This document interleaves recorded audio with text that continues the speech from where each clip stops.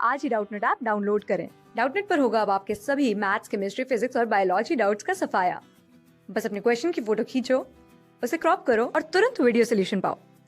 Download now. इस question में हमें एक्सप्लेन करना है कि ऐसा क्यों होता है। फर्स्ट क्या है, highly branched acid such this are less acidic than an branched acid. Okay, अगर हाईली ब्रांच्ड के अंदर देखें तो CH3 का होल थ्राइस, फिर क्या दे रखा है CH2, CH3, COH और CH3 का होल थ्राइस ये दे रखा है। अब इसके अंदर देखें तो इसका क्या लग रहा है, प्लस आई इफेक्ट, इसका प्लस आई इफेक्ट, इसका प्लस आई इफेक्ट। तो प्लस आई इफेक्ट लगने से क्या हो रहा है, इलेक्ट्रॉन डोनेटिंग ग्रुप का डोमिनेंस हो रहा है, जिससे कि एसिडिक करैक्टर घट रहा है। तो एसिडिटी डिक्रीजेस। तो ये इससे जैसे जैसे ब्रांचिंग होगी वैसे वैसे एसिडिटी डिक्रीज करेगी। और अगर अनब्रांचिंग होगी तो उसमें प्लस इफेक्ट नहीं होगा, जिससे इलेक्ट्रॉन डोनेटिंग ग्रुप नहीं होगा, उससे इलेक्ट्रोनेगेटिविटी बढ़ेगी, एसिडिक करैक्टर बढ़ेगा। तो अनब्रांच्ड के अंदर एसिडिक करैक्टर ज़्यादा होने से उसकी एसिडिटी बढ़ जाती है, एसिडिटी इंक्रीज। तो ये हमने लिख दिया। तो हमारा ऑप्शन ये बिल्कुल सही एक्सप्लेनेशन है, हमने एक्सप्लेन करके दिखाया था। अब हम बी पार्ट करते हैं। बी पार्ट में क्या है, बी पार्ट में है कि Ka1 for malic acid is greater than that of fumaric acid for malic acid less than for fumaric acid. Ka1 या फिर हम P बोल हैं, उसका इनवर्स बोल सकते हैं। तो इसमें पूछा है कि जो मैलिक एसिड है उसकी एसिडिक कैरेक्टर ज़्यादा होते हैं ह्यूमेरिक एसिड से, वो हमें बताना है। तो अगर मैलिक एसिड का स्ट्रक्चर देखें तो मैलिक एसिड का क्या होता है, सिस फॉर्म होती है, COOH। और अगर फ्यूमेरिक, और ये मैलिक एसिड हो गया C डबल बॉन्ड OH। अब इसके अंदर देखें तो ये हाइड्रोजन बॉन्ड क्या है, इस ऑक्सीजन के साथ इंट्रामोलिकुलर हाइड्रोजन बॉन्डिंग हो रही है। और ये क्या है, अपना H प्लस ईजिली डोनेट कर देगा, और H प्लस ईजिली डोनेट कर देगा तो ये क्या आएगा माइनस। तो ईजिली डोनेट करेगा और H3O प्लस बन जाएगा, H3O प्लस। अब ये क्या, इससे इजिली डोनेट हो रहा है तो इसकी एसिडिक कैरेक्टर क्या हो गई, बढ़ गई, एसिडिटी इंक्रीज।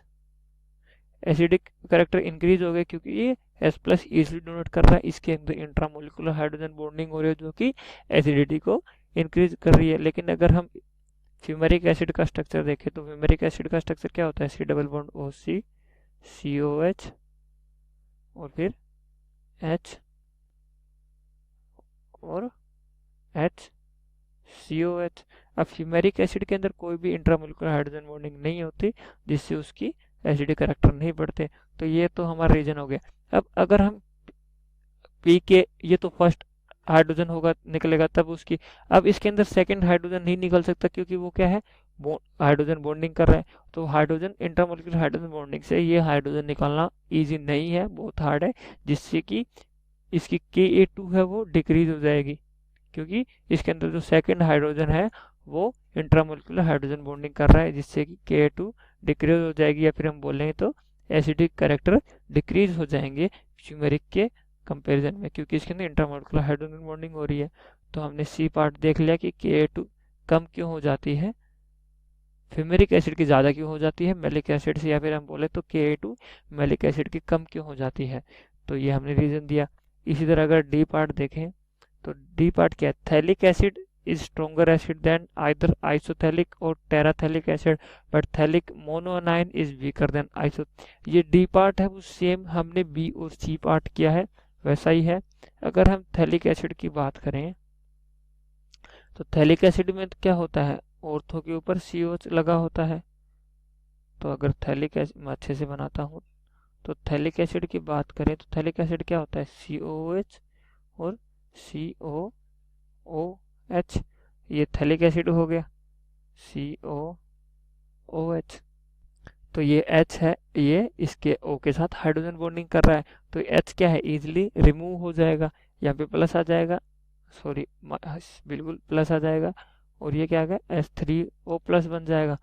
तो ये इजिली रिमूव हो रहा है। लेकिन अगर इसकी सेकंड, अगर इसमें से रिमूव करेंगे वो रिमूव नहीं होगा, क्योंकि इसके अंदर क्या हाइड्रोजन बॉन्डिंग हो रही है, तो इजिली रिमूव नहीं होगा। तो Ka2 क्या हो गई, डिक्रीज हो जाएगी एज कम्पेयर टू टेराथैलिक और आइसोथैलिक एसिड से।